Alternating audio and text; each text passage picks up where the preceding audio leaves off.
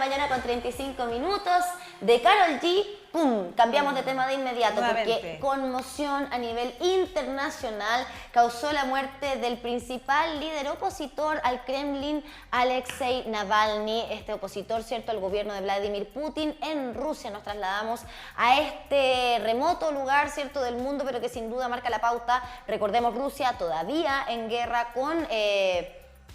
se me fue el nombre. Ucrania, gracias. ¡Ay, qué terrible! Oye, llegamos este día lunes un poco a desconectarnos. Pero sí, Rusia en guerra con Ucrania todavía, ¿cierto? Y por supuesto que la muerte de Alexei Navalny suma una polémica más en torno a la figura de Vladimir Putin. Vamos a conversar de este tema con el académico de la Facultad de Gobierno de la Universidad del Desarrollo, Guido Larsson, que a esta hora de la mañana saludamos. Guido, ¿cómo estás? Hola, buenos días, muchas gracias por invitarme. Hola, buenos días, gracias por estar aquí con nosotros en Matinal Nuestra Casa y enseñarnos y darnos a conocer también quién era este hombre. Cuéntanos. Sí. Bueno, Navalny es un abogado ruso, tenía 47 años al momento de fallecer, fue durante los últimos, no diría 15, 20 años, una de las principales figuras opositoras, no solamente a Putin, a Vladimir Putin, el presidente ruso, sino que al sistema que Putin administra, y fue conocido por varias cosas. Primero porque montó un partido cuyo eslogan era intentar transparentar lo que ocurría en la Federación Rusa, por ende es conocido por ser un activista anticorrupción. En segundo lugar, porque se presentó en varias candidaturas, particularmente la candidatura a alcalde de Moscú y con posterioridad candidaturas que perdió, pero en el cual logra reunir un capital político significativo que hacen entonces poner en alerta a Putin y a algunos de sus seguidores. Y tercero, porque bueno, el régimen durante los últimos años apareció como un régimen que le prestaba enorme atención a Navalny, que probablemente lo consideraban una figura peligrosa desde el punto de vista de la capacidad que tenía el régimen de sobrevivir, que de acuerdo a multiplicidad de información estuvo dispuesto a intentar asesinarlo. De hecho, Navalny fue infectado con un agente nervioso el año 2020, después de eso cae al hospital y después de eso es aprisionado y muere en causas que aún son desconocidas, pero evidentemente hay muchas voces que apuntan al régimen como siendo causante de su muerte, en particular porque han aparecido videos e imágenes de Navalny 24 horas previo a morir y donde al menos se ve como una persona que no estaba con ningún tipo de dificultad ni aparecía frente a las pantallas como una persona que tuviera algún tipo de enfermedad. Probablemente no vamos a saber en el corto plazo cuál fue la causa real de su muerte. El cuerpo no ha querido ser entregado a los familiares, pero evidentemente con esto, si es que está detrás de esta muerte el régimen, finalmente Putin consolida su posición de poder y evita entonces que esta figura pueda aparecer dentro de la opinión pública de la Federación Rusa como siendo competitiva al presidente ruso. Ahora, Guido, es impresionante la capacidad de convocatoria que tenía Alexei Navalny en su rol como opositor. En algún momento fue detenido por haber logrado reunir a miles de personas frente al edificio del Kremlin, precisamente en una convocatoria que hizo en ese entonces por Twitter. Hoy día, ¿cierto?, conocemos esa plataforma como X. Y además, en estos días, ya por lo menos hay más de 300 personas que han sido detenidas precisamente por rendirle homenaje a la figura de Alexei Navalny, esto en Rusia. Sigue de todas maneras generando este nivel de convocatoria, pese incluso a lo que tú mencionabas, haber sido envenenado en algún momento, lo que uno podría esperar o quizás pensar va a generar un poquito de temor en la población rusa, entonces manifestarse a favor de Alexei Navalny. Hoy día, tras su muerte, vemos todo lo contrario, mucho apoyo también a la familia, ¿cierto?, a su esposa, a la viuda en este caso, de Navalny.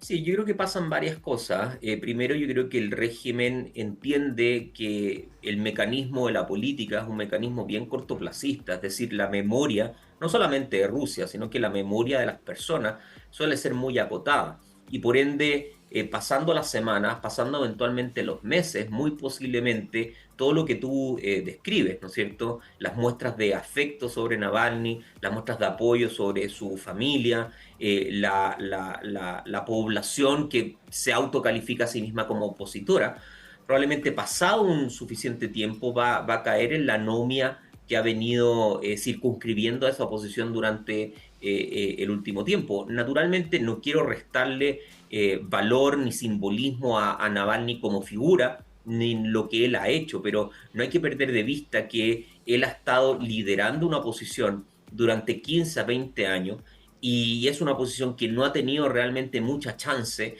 en lograr competirle el poder político a un régimen que tiene amplias características de autoritarismo y donde no parece haber realmente alguien que pueda hacerle el peso a Vladimir Putin.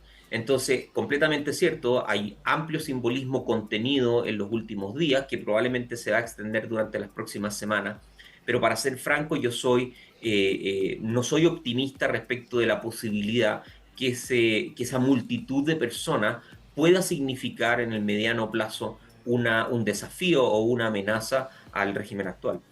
Yo quiero saber cuáles son las ideas liberales que él tenía, en este caso del señor que estamos hablando, sí, ahí en Rusia, ¿cierto? ¿Cuáles eran sus ideas liberales? ¿Por qué hubo tanto problema, tanto inconveniente de parte de Putin, digamos, con las ideas de él?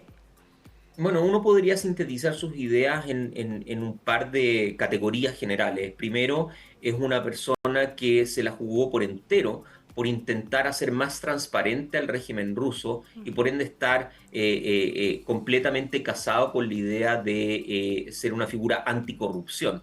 En general, si uno va a los indicadores, Rusia se encuentra más o menos en la medianía de la tabla de países corruptos en el mundo, pero hay mucha crítica en torno a ese lugar porque se piensa de que muchas de las cosas que se saben respecto a corrupción en Rusia realmente se ocultan. Y creo yo que siendo la transparencia y siendo el accountability un elemento significativo de las democracias, entonces Navalny creo yo que cae dentro de esa categoría. Segundo, creo que también es un opositor que trató de generar condiciones para incrementar el grado de pluralismo político dentro de la Federación Rusa. Con el tiempo, cada vez que pasan los años, el poder ha tendido a concentrarse en el partido político de Putin y en la figura de Putin como un todo. Y yo creo que Navalny luchaba contra ese creciente autoritarismo que veía dentro de la Federación Rusa. Tercero, para no alargarme mucho más, se ha calificado por parte de Occidente a Navalny como un liberador, digamos, como una persona que está más asociada a las ideas liberales en el sentido de protección del individuo, participación democrática, protección de los derechos humanos, etc. Pero en ese marco también hay que ser bastante coherente con el discurso y reconocer que Navalny tenía algunos problemas digamos, de corte ideológico, uno podría decir. Hay algunas muestras de esto en algunas campañas en las cuales él participó y que se refería de forma despectiva a algunas de las poblaciones minoritarias dentro de Rusia, particularmente población musulmana, también población chechena. Y eso también le significó crítica dentro de figuras que se encuentran mucho más democratizadas dentro de la propia Federación Rusa, respecto de que, bueno, no es una cuestión de elección, o somos democráticos y entonces aplicamos derechos humanos a todos los individuos independientemente de su etnia, su religión, o somos selectivos. Y hay algunas críticas a Navalny en términos de que él en algunas ocasiones, no quiero con eso decir que fue completamente universal, pero en algunas ocasiones sí hizo menciones despectivas, discriminadoras en torno a poblaciones étnicamente minoritarias dentro de la federación. De hecho, bueno, otra de sus ideas, ¿cierto?, que también lo hacían estar en contra del régimen de Vladimir Putin, era el matrimonio igualitario, por ejemplo. A propósito de poblaciones minoritarias, en este caso sí había un apoyo directamente a la comunidad LGBTIQ+, que sabemos incluso hoy día ha sido declarada ilegal en Rusia, pertenecer a esta comunidad. Ahí el presidente Putin ha dicho: no es que estemos en contra de los homosexuales, sino particularmente en contra de esta comunidad, pero sabemos muy bien que es la comunidad LGBTIQ+, quien representa los derechos precisamente de personas homosexuales, gays, lesbianas, etc. Ahora, preguntarte también con respecto a la condena que él estaba cumpliendo, porque fue condenado a 9 años de prisión efectiva, ¿cierto?, por desacato y también por una estafa. En algún momento, años atrás, también había sido condenado por malversación de fondos de $500.000 más o menos, ¿cierto?, en negocios de la madera, cuando él era asesor de un gobernador en la región de Kirov, en Rusia. tuvo participación entonces activa en política, incluso siendo asesor de un gobernador en su minuto, pero condenado justamente por malversar fondos a propósito de lo que comentabas hace un rato con los temas de corrupción en Rusia, es cierto, cómo se ocultan por parte del Kremlin, pero en este caso sí hubo condena en contra de Alexei Navalny. Sí, en general Navalny y su círculo cercano diferenciaban esa acusación de varias cosas a nivel un poco más sistémico. Primero, decían de que no había sido posible para la defensa evaluar realmente las pruebas, las supuestas pruebas que el Kremlin había presentado para ese tipo de acusación. En general hay un manto de duda, no quiero decir de que yo estoy que yo esté a favor o en contra, digamos, de esa suposición, pero es algo que hay que comentar, me parece a mí, en torno a la capacidad que tiene el Kremlin de presentar fidedignamente las pruebas en contra no solamente de Navalny, sino que toda otra serie de opositores. Y en general creo yo que hay sombras o hay al menos un espacio en gris en términos de dudar si es que el Kremlin sigue efectivamente el Estado de Derecho.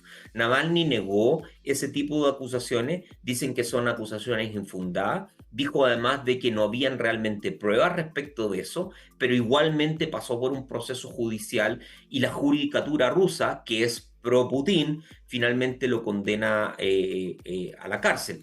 Por cierto, hay dudas razonables en torno a lo que dice el propio Navalny, como creo yo que sugiere efectivamente el comentario que tú realizas, en el sentido, y eso también estaba ligado al comentario anterior, Navalny no es un santo, a pesar de que se le ha tratado de catalogar así por parte de medios occidentales, es una persona humana que tiene matices y que tiene lugares oscuros también, como toda persona, y en ese sentido uno tiene que tratar de evaluar finalmente si lo que él está diciendo desde el punto de vista de la defensa parece razonable o no. Y cuando uno considera de que el sistema judicial ruso está ampliamente contaminado de forma política, cuando hay opositores que han sido encarcelados sin mayor cargo, cuando no sabemos exactamente cuál es el grado de respeto que tiene el Kremlin y el régimen sobre los derechos de aquellos a quienes está aprisionando. Cuando se silencia, solamente para mencionar también un grupo minoritario,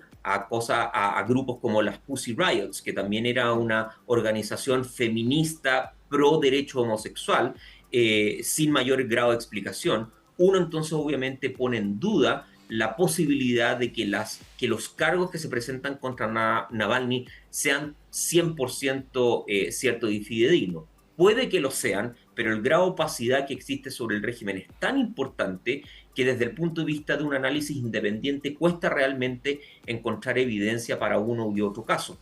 Vuelvo a mencionar lo que dije al inicio. El hecho de que no se haya entregado el cuerpo para realizar una autopsia que determine exactamente la causal de muerte también pone en duda finalmente la versión del Kremlin en torno a que murió por una enfermedad rápida y acelerada que no había sido finalmente detectada con tiempo por parte de los doctores de la prisión en donde Navalny estaba pagando su condena. Entonces, todavía creo yo que hay mucha opacidad, pero parte de esa opacidad depende de las características que ha tenido el régimen, y otra parte de la opacidad también depende de una figura como Navalny, que si bien se le ha tratado de retratar como una especie de héroe, ¿no es cierto?, y de santo, la verdad es que tenía también espacios de matices y espacios de crítica, como mencioné, que cabe la pena también mencionar.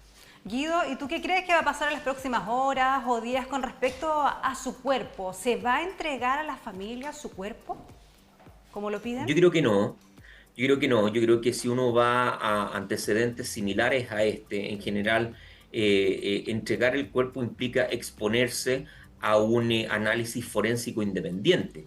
Y si es que detrás de esto estuvo el Kremlin, un análisis forénsico independiente es muy problemático. De hecho, uno podría hacer la siguiente inferencia, uno podría decir de que mientras más demore el Kremlin en entregar el cuerpo, más probable es que hayan habido agentes de la Federación Rusa detrás de la muerte de Navalny, precisamente porque cuando uno entrega el cuerpo de forma inmediata, la forénsica puede determinar rápidamente la causal exacta de la muerte, pero mientras ese análisis se haga con cada vez mayor tiempo, entonces las conclusiones a las cuales se puedan llegar son más opacas. Por lo tanto, yo supondría de que la Federación Rusa va a tomar cautela respecto a cualquier entrega del cuerpo de Navalny a su familia. Vamos a quedar atentos, Guido, a ver qué es lo que ocurre en materia internacional, particularmente a raíz de la muerte de Alexei Navalny. Agradecemos esta conversación en Matinal Nuestra Casa para tener súper claro, ¿cierto?, qué es lo que está pasando en ese lugar del mundo. No, gracias a ustedes, que tengan excelente lunes. Igualmente. Muchas gracias. Y siendo las 9 de la mañana.